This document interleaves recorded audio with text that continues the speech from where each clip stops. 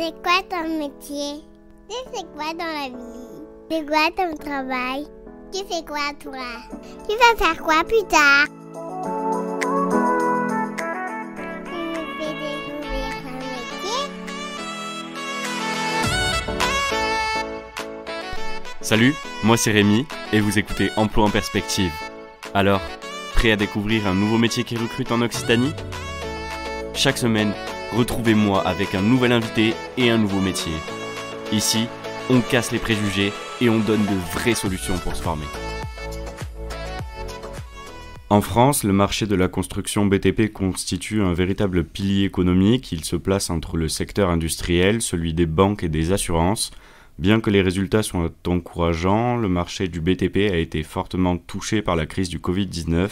Néanmoins, les chiffres s'améliorent et les perspectives restent optimistes pour les années à venir. De plus, les pratiques évoluent afin de moderniser le marché de la construction. Et comme pour chaque métier que nous vous présentons, nous avons un invité. J'ai le plaisir d'accueillir aujourd'hui Monsieur Marc Roch au micro. Bonjour Marc. Bonjour Rémi. Est-ce que vous pourriez vous présenter assez rapidement ? Oui, je suis le gérant de la société CaroTP, une PME familiale sur la région toulousaine, qui fête ses 35 ans cette année. C'est un plaisir de vous recevoir. On parle aujourd'hui de maçonnerie TP. Qu'est-ce que ça signifie ? Est-ce qu'il y a d'autres types de maçonnerie ? Si oui, qu'est-ce qui les différencie de la maçonnerie TP ? Oui, donc il y a des spécificités effectivement liées à nos différents métiers du BTP. Il y a les maçons en bâtiment, les maçons en génie civil et ouvrages d'art, et donc les maçons en travaux publics pour tout ce qui est aménagement urbain. Maçonnerie de génie civil, ouvrages d'art, on les voit actuellement sur les ouvrages du métro à Toulouse, et les maçons bâtiments sur les constructions d'écoles et autres logements. Sur quel type de construction, justement, intervient un maçon TP ?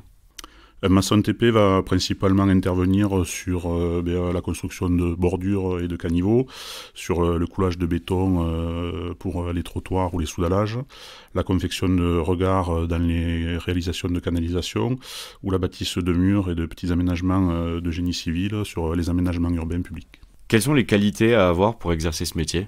Je pense que pour être un bon maçon, il faut avoir le goût du travail bien fait, être précis et assez minutieux, puisqu'on réalise des ouvrages finis et qui seront pour la plupart visibles par tous une fois les travaux achevés.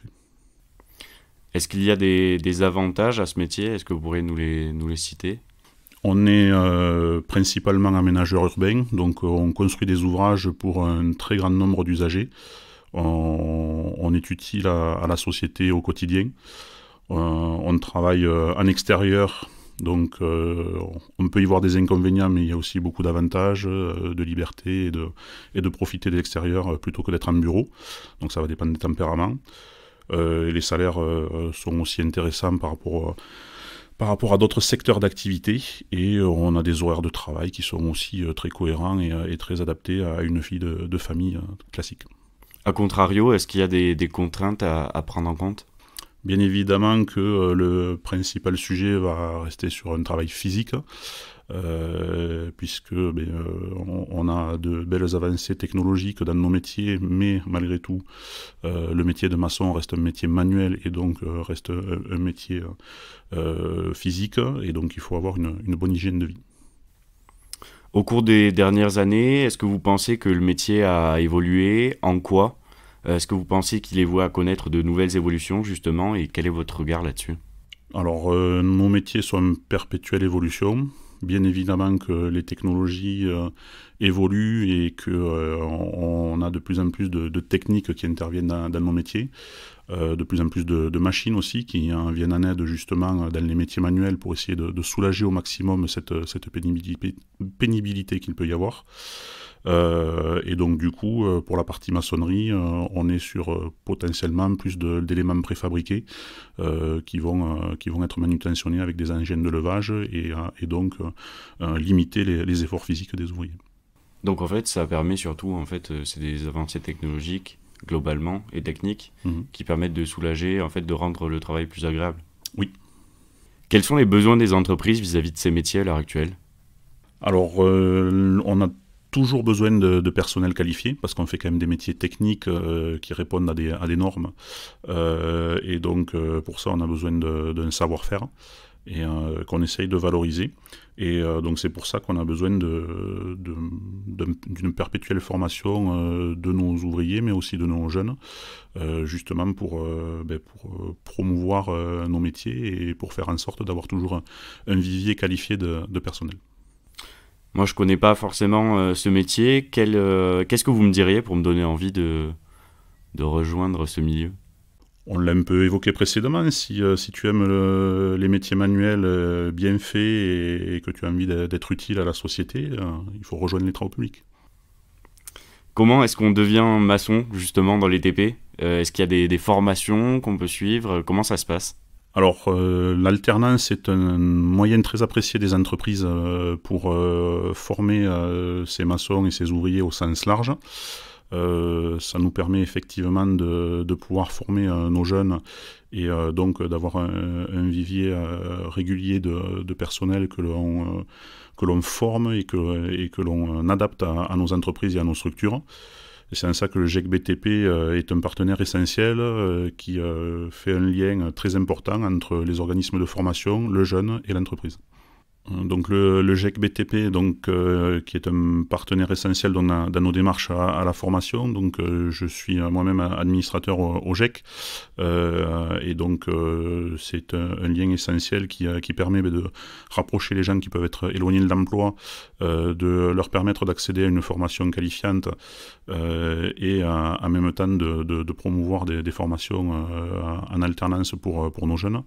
Donc qui est un pilier essentiel de l'insertion locale que l'on peut faire dans nos métiers des travaux publics. Quelles sont les perspectives d'évolution de ce métier ? Quelle que soit l'évolution des performances technologiques, on travaille principalement sur la réduction de la pénibilité et donc du confort au travail pour les ouvriers.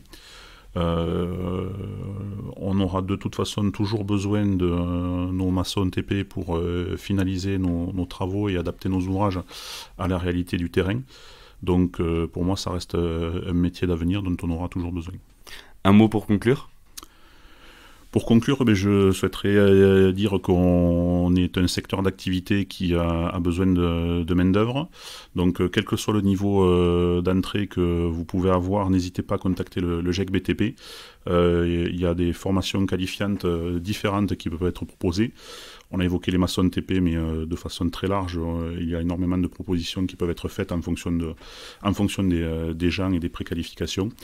Et nos entreprises servent énormément d'ascenseur social pour pouvoir justement permettre aux ouvriers d'évoluer et d'avancer. Le métier du BTP reste un métier d'avenir. Merci beaucoup.